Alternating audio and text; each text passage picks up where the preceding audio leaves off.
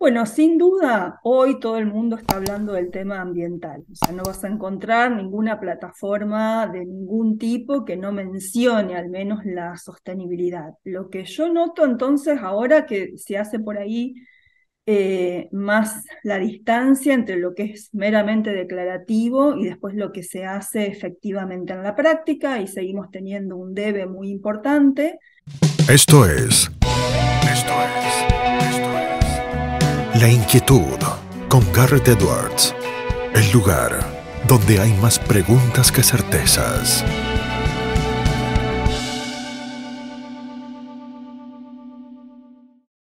Damos vuelta de página aquí en La Inquietud por CNN Radio Rosario. Tenemos un enorme honor, placer y privilegio. Ella es ingeniera civil con especialización en ingeniería ambiental. Desde el año 1982 y hasta la actualidad ha trabajado en temas ambientales, participado de diferentes ONGs y redes de la Argentina y Latinoamérica en esos temas. Es profesora universitaria, no es otra que Elba Stancic, quien está del otro lado. Elba, ¿cómo estás? Gerardo te saluda. Hola, Garre, ¿qué tal? Un gusto estar conversando con vos. El placer es todo mío, Elba. Tantas cosas para charlar, pero empecemos si querés por algo más alejado y que a mí siempre me ha llamado la atención, porque sé que disfrutás del arte, sé que disfrutás de la música, y la música siempre ha tenido una vinculación con la preocupación por el medio ambiente, ¿no, Elba? Sí, en realidad mi acercamiento a la música viene de mi época de colegio secundario. Yo empecé a cursar en el año, no, regresé en el 79, o sea que empecé a cursar en el 74, nos agarró en el medio de la dictadura y un poco el escape para nosotros fue el rock. De hecho, tengo muchos compañeros del secundario que son músicos. Yo hice una escuela técnica y tengo varios, digamos, que se han dedicado completamente a la música. Y bueno, me parece que te abre ya cierta sensibilidad, pero mi acercamiento con los temas de la naturaleza yo creo que también es por mi propia historia de vida. Yo me crié en el campo, entonces el contacto con la naturaleza era un día a día y me parece que eso también influyó mucho en que después me interese y me preocupe en estos temas. Es muy interesante eso que marcabas, Elba, ahí, donde uno puede ver un contraste entre cómo uno se vinculaba a lo mejor con estas temáticas y cómo uno se vincula ahora. ¿Te parece que estamos más conectados con estas problemáticas ahora que lo que podía llegar a ser en los 80?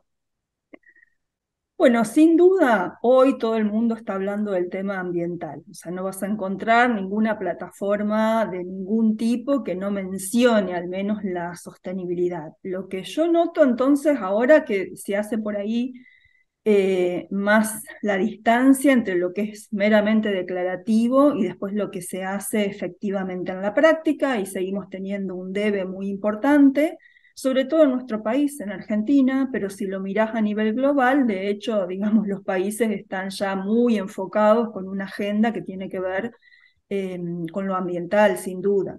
Y entre la misma población también, digamos, hay como una más, el tema está, digamos, el tema ya está instalado completamente en la agenda pública. No era así cuando nosotros iniciamos nuestras actividades más públicas en la década de los 80, que incluso, digamos, trabajamos un montón para que en el Consejo Municipal de Rosario exista una comisión específica del tema ambiental, que al principio era una, me acuerdo, Pedro Bluma, un Mm. concejal que apoyó mucho todo esto, que era una comisión simplemente asesora. Después, muchos años después, recién se formalizó una comisión de ecología.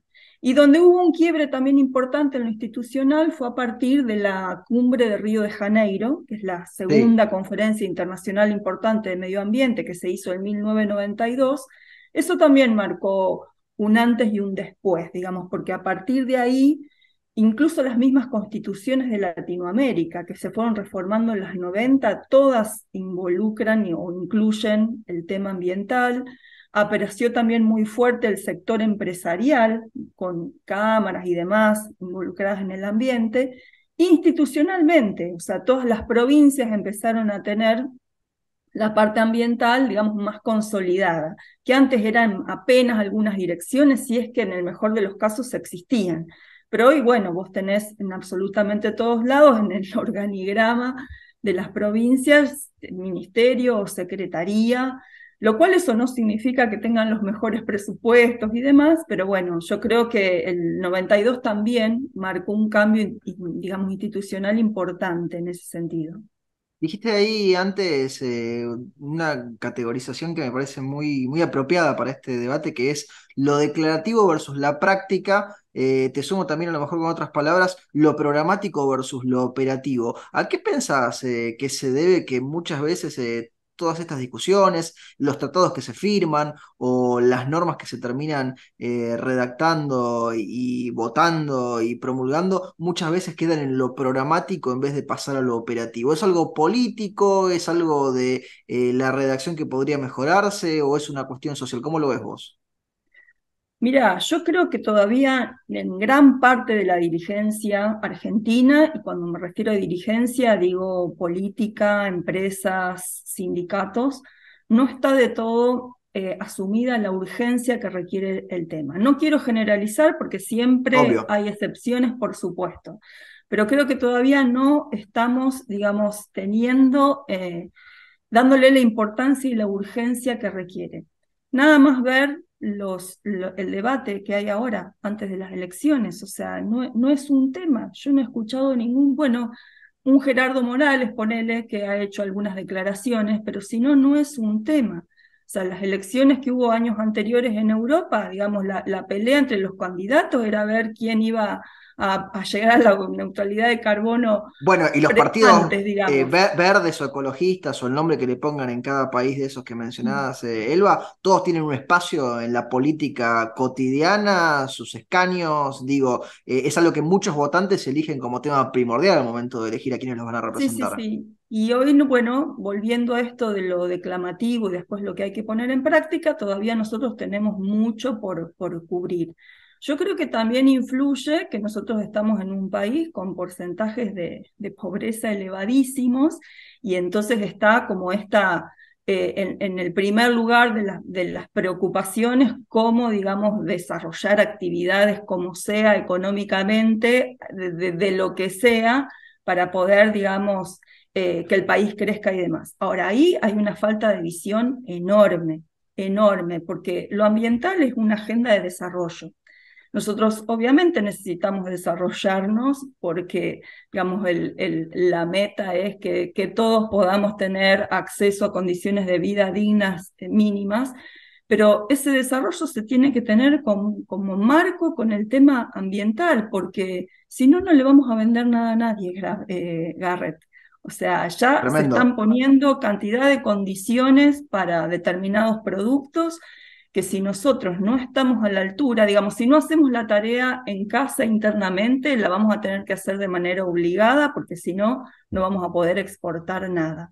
Y yo creo que ahí va a estar el punto que quizás me da un poco de esperanza de que eso pueda acelerar un poco más estas cosas de ejecutar lo que hay que hacer. Porque si vamos a buscar tanto legislación como documentos y demás, tenemos muchas cosas hechas y muy buenas cosas hechas, pero después eso no se condice en la práctica. O sea, Argentina, por ejemplo, está comprometida a llegar a la neutralidad de carbono al 2050, a llegar a deforestación cero al 2030, pero sin embargo, digamos, no estamos viendo que eso se esté plasmando en programas, en políticas públicas. Al contrario, digamos, la ley de Hmm. bosques se sigue incumpliendo, se siguen habilitando desmontes en algunas de las provincias, se sigue con esta idea de explotar vaca muerta hasta el infinito, cuando en Hmm. realidad hay que pensar que vaca muerta tiene un periodo acotado, porque, digamos, todo el mundo va hacia la descarbonización.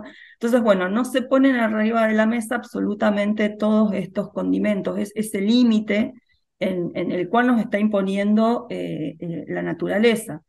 Y otra cosa que yo Sí. creo que nunca lo había visto, Garrett, y que en este tiempo lo estoy viendo y con gran preocupación, es que aparece un movimiento, una corriente de opinión totalmente en contra de lo ambiental, Una digamos, en suerte contra de de... terraplanismo, ¿no? En estos temas. Yo creo que tiene mucho que ver con eso, digamos, pero negacionistas del cambio climático o negacionistas de lo que es la Agenda 2030, que es una agenda que tiene 17 objetivos para alcanzar la sustentabilidad, que ha sido consensuada en todo el planeta y que la idea es que todo lo que nosotros hagamos pueda contribuir a ir cumpliendo esas metas.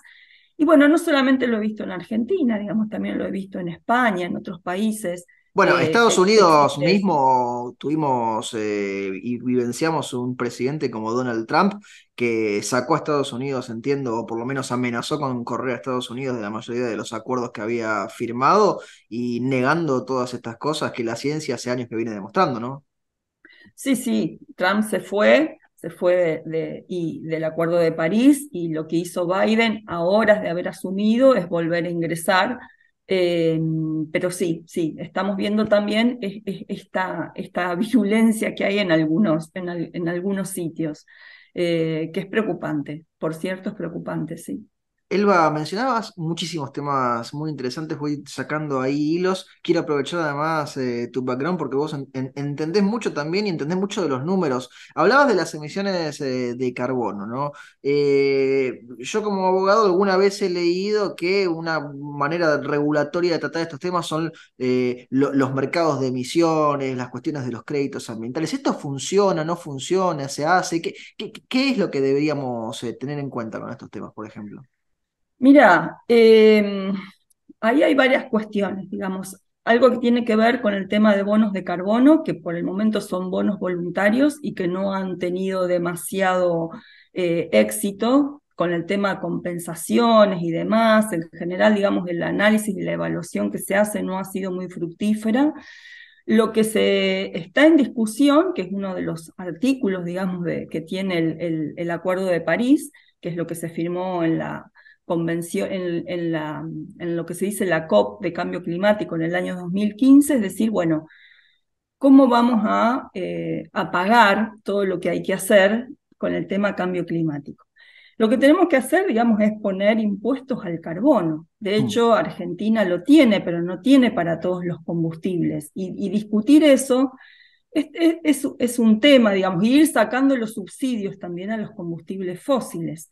Ahora, ahí es donde también la otra preocupación que tenemos los que seguimos al tema es cómo eso repercute en una conflictividad social. O sea, en aquellos países donde se pretendió hacer, bueno, ministerios de transición ecológica, empezando, por ejemplo, aumentando costo o de combustibles, o nosotros mismos en Argentina hay un gran rechazo cuando se aumentan las tarifas de energía y Exacto. no tenemos realmente conciencia de lo que cuesta generar la energía. Y vos tener una energía subsidiada, barata, no contribuye, digamos, a la cultura ciudadana que deberíamos tener todos de Sí, sí, ahorro, de eficiencia te hace energética. creer o sentir o realmente pensar que vale lo que estás pagando cuando en el resto del mundo, con el costo que tiene y el precio que tiene, la gente ahorra primero por una cuestión de interés propio de no pagar más porque después le cuesta en el bolsillo, ¿no?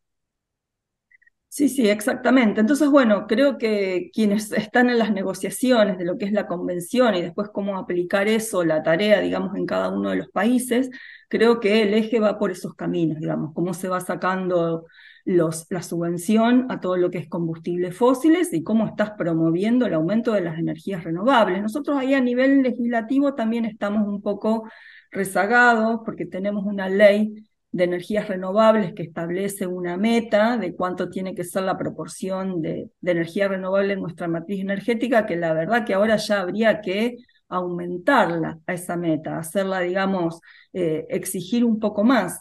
Y después tenemos una muy buena ley, que es la ley de energía distribuida, que es lo que Mm. nos otorga el derecho a cada uno de los ciudadanos de poder generar la energía en nuestra propia casa. Y eso, digamos, el avance de eso depende bastante de cómo lo han ido aplicando en las provincias. Por ejemplo, Santa Fe todavía no adhirió nunca a la Ley Nacional de Energías Renovables. Eso nos priva a los ciudadanos de poder quizás acceder a algún tipo de facilidad para poner, digamos, Por estas ejemplo, instalaciones. Porque si uno quisiera comprar paneles solares, traérselos y ponerlos en Santa Fe, que es el caso que vos estás diciendo, uno no tendría ningún beneficio y entonces tampoco habría sentido para hacerlo. sí, bueno, Santa Fe tienes, de hecho Santa Fe fue la primera provincia que tuvo una regulación al respecto, pero provincial, digamos, una que hizo la empresa provincial de la energía. Lo que te permite adherir a la ley nacional es poder acceder a beneficios adicionales, que básicamente es decir, bueno, accedo a un crédito, porque si una familia no tiene, Mm. digamos, un ahorro previsto como para hacer este tipo de instalaciones, y que después, según si el costo de la energía está subvencionado y es muy bajo, vas a tardar un montón de años en amortizarlo también. Entonces, todo, digamos, tiene que ser políticas que estén como integradas y que busquen todas a incentivar esto. Lo mismo pasa con las certificaciones en los edificios. O sea, poder construir de manera tal que el mismo diseño, la misma concepción de la vivienda ya implique que vos cuando uses esa vivienda puedas tener, digamos, un menor consumo para calefaccionar, iluminar, refrigerarte. Estamos, Garrett, bueno, hace 2 días lo vimos en toda la prensa de que tuvimos el día más caliente de toda la historia. Y Tremendo. las olas de calor que sufrimos nosotros, la última fue muy intensa, se van a seguir repitiendo y se van a intensificar. Entonces, ¿cómo adaptamos, por ejemplo, las ciudades a esto? ¿Cómo procuramos tener más áreas verdes, más forestación? Cómo construimos para aislar mejor las viviendas, cómo promovemos que a la hora de comprar un electrodoméstico elijamos aquel que tenga una etiqueta de eficiencia energética, digamos, tipo A, que son las más eficientes. Bueno, nos tenemos que preparar para adaptarnos a todo esto. Lo mismo, digamos, hay varias zonas del país que son muy vulnerables porque todo indica que va a seguir habiendo un aumento de las emisiones y por lo tanto va a seguir habiendo un aumento de la temperatura. Esto va a implicar a que vamos a tener niveles más altos del Río de la Plata, del Océano Atlántico. O sea, ¿qué va a pasar con todos esos lugares que van a estar afectados sí o sí? Y no tenemos realmente un plan de adaptación de cambio climático que se traduzca, digamos, en las provincias, en las ciudades, para estar preparándonos para esto. O sea, tenemos que tener ciudades que se dice más resilientes, o sea, que nosotros nos podamos adaptar a estos cambios que estamos viendo, digamos, no es que van a venir, ya los tenemos. De hecho, ya los tenemos. Bueno, lo vimos con la sequía que acabamos de pasar, por ejemplo. Sí. Parte de eso también. Si bien, digamos, parte de este fenómeno de sequía tiene que ver con otros fenómenos climáticos, digamos, es cierto que este tipo de fenómenos se intensifican con el aumento de temperatura promedio a nivel global. Me quedan ahí muchos puntos que van saliendo de Elba. Además, ya lo dije antes, este no es un tema en el que yo soy un experto, estoy aprendiendo con vos. Y marcabas antes a todos esos que niegan todo esto que la ciencia viene demostrando hace rato, y hablabas del día más caluroso, ¿no? Registrado, ¿no? En la historia de la humanidad. Siempre me ha llamado la atención. Ahí, ¿cuáles son los elementos que se toman para el periodo no registrado? ¿Qué se hacen proyecciones? ¿Se va hacia atrás? ¿Se toman los otros elementos para comparar? Digo, imagino que ahí debe haber muchas cuestiones que se hacen para hacer la regresión, ¿no? Y también tener el contraste no solo con el registro, sino con lo previo al registro.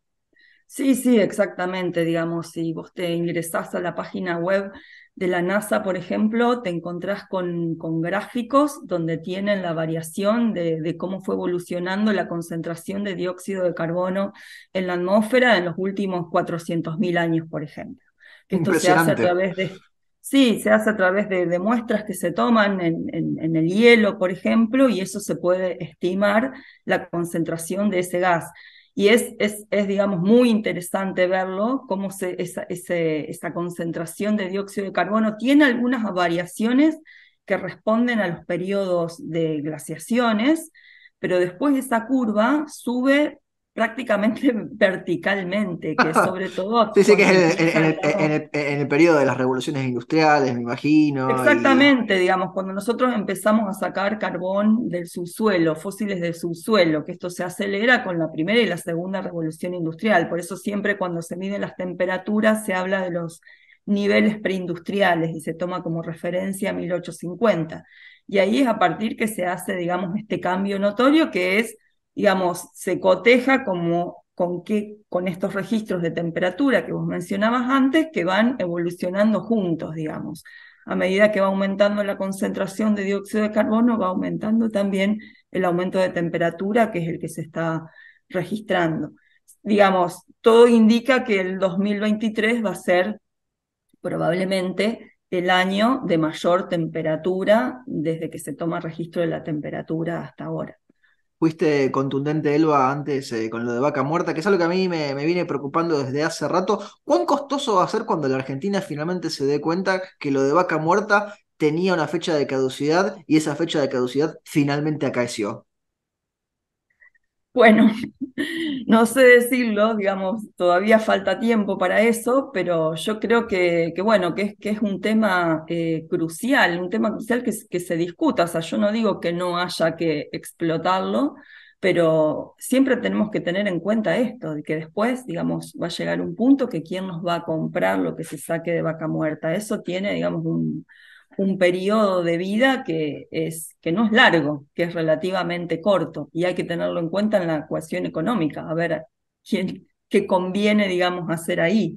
Yo creo que en todas las ecuaciones económicas, de todas las actividades económicas, de cualquier tipo que hagamos, tenemos que estar pensando que tienen que ser actividades que no sigan aumentando las emisiones o bien que estemos pensando en actividades que después compensen esas emisiones. Eso se trata de la neutralidad de carbono. No quiere decir que vamos a emitir cero, quiere decir que la emisión neta deba ser cero, que si bien vamos a seguir teniendo algunas emisiones, que bueno, que tengamos, por eso es tan importante lo de frenar la deforestación, lo de conservar áreas naturales, y quizás en el futuro algún otro tipo de tecnología que hoy todavía para nada está madura, que pueda absorber carbono. Pero, digamos, tenemos que pensar en emitir menos, no estar pensando en cómo lo vamos a poder absorber solamente, sino que lo principal es cómo vamos a mitigar esos gases. Y de hecho, digamos, la buena noticia es que tecnológicamente se puede hacer. Estamos viendo un avance en el mundo de las energías renovables muy impresionante. Creo que se aceleró mucho, de hecho, a partir de la guerra, a partir de la invasión de Rusia y Ucrania, creo que se aceleró. Si bien algunas de las plantas de carbón tuvieron que extender la vida útil, pero eso es a un corto plazo, digamos, la tendencia es que se está acelerando la implementación de energías renovables. O sea, el tema no es tecnológico, el tema es político y también de conflictividad social, de cómo se implementan todas estas medidas, cómo la ciudadanía estamos, digamos, suficientemente conscientes como para después aceptar determinadas medidas. Y acá va a ser algo, la transición va a ser, está siendo difícil y conflictiva porque muchos empleos van a desaparecer, o Claro, sea, cantidad de trabajos que hoy existen van a dejar de existir. así Nosotros como también tenemos existirán otros nuevos, ¿no? Después. y van a existir, por supuesto, otros nuevos. El tema es que a lo mejor alguien que se queda sin trabajo en un lugar, a lo mejor ese empleo nuevo, a lo mejor no aparece en ese mismo lugar, sino que aparece en otro lugar. Entonces, bueno, eso también es parte de un plan de adaptación de un país. O sea, nosotros tenemos muchas provincias que dependen de la renta petrolera. O sea, ¿qué estamos pensando de acá a 20 años? Con eso, digamos, ¿cómo vamos a hacer con eso? Y eso, digamos, es muy difícil, es muy complejo, donde acá no cabe una sola mirada, acá caben varias miradas, digamos, sociológicas, económicas, políticas, cómo atender, digamos, eso, que también es muy legítima la preocupación de la gente y el rechazo a algunas cosas, es también totalmente entendible. Bueno, creo que hay que poner todas esas cosas arriba de la mesa y con racionalidad, ¿no? Porque los fundamentalismos de un lado y del otro creo que no nos conducen a nada, pero bueno, con todos los datos sobre la mesa, con todos los escenarios posibles, digamos, qué es posible hacer, porque a lo mejor uno también propone un escenario súper radicalizado, deseado, que a lo mejor es inviable en la práctica. Entonces, bueno, todo eso yo creo que hay que tenerlo en cuenta. Y me parece que no estamos teniendo un debate maduro en ese sentido, estamos muy lejos. De hecho, nosotros tenemos un ministerio un gabinete Sí. interministerial de cambio climático, que el presidente Macri lo había adoptado por un decreto presidencial que funcionó bien y que después incluso fue plasmado por ley. O sea, nosotros por ley tenemos una ley de cambio climático que establece que tiene que existir ese gabinete interministerial. Es muy interesante porque ahí, digamos, se deberían sentar todos los ministros y a medida que propongan, bueno, los planes, sus programas, sus proyectos, deberían estar pasando por ese tamiz a ver si las actividades que proponemos son coherentes con las metas de reducción que hemos presentado como país. Eso hoy lamentablemente está muy débil, muy desdibujado. Y bueno, lo que hacemos es retrasar, digamos, porque es como que vamos retrasando, pateando las soluciones para adelante y después los cambios van a ser más drásticos, digamos, bajar, digamos, las emisiones y nosotros cada vez que tardemos más, después va a haber que hacerlo de manera más rápida y eso va a significar, digamos, cambios abruptos y bueno, yo creo que estamos atrasados en ese sentido. Elba, antes hablaste de Rusia y Ucrania y eso me trajo a la mente porque para mí es inexorable la conexión porque hubo mucha preocupación en su momento con Zaporizhia y el conflicto bélico y armado cerca de las centrales nucleares, eso me retrotrajo a Chernobyl. ¿Cómo juega la energía nuclear en todo esto? ¿Qué lugar tiene o no tiene un lugar?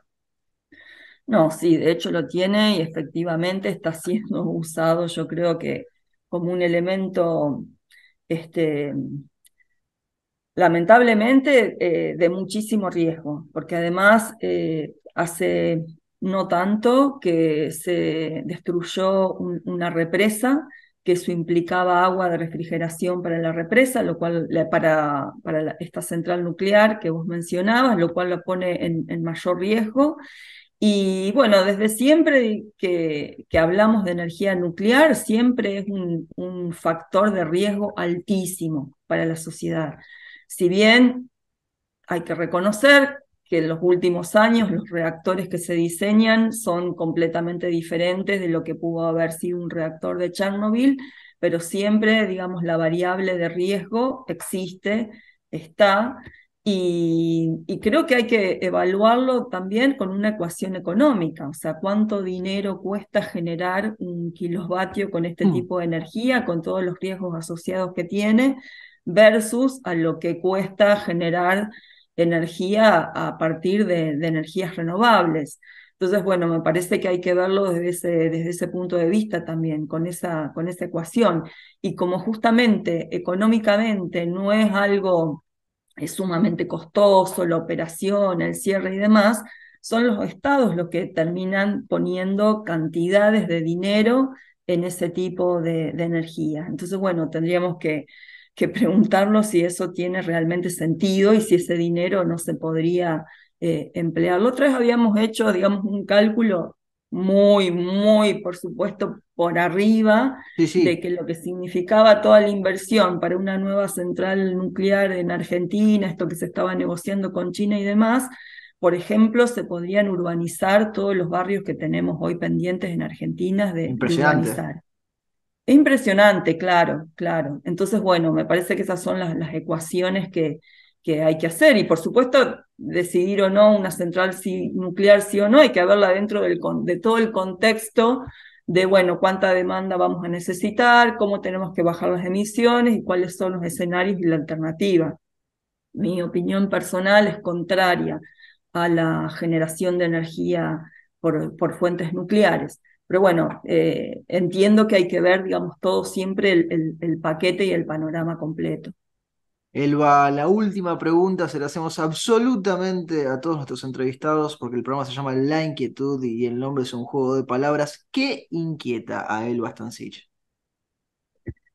Me inquieta mucho que no lleguemos a tiempo, Garrett.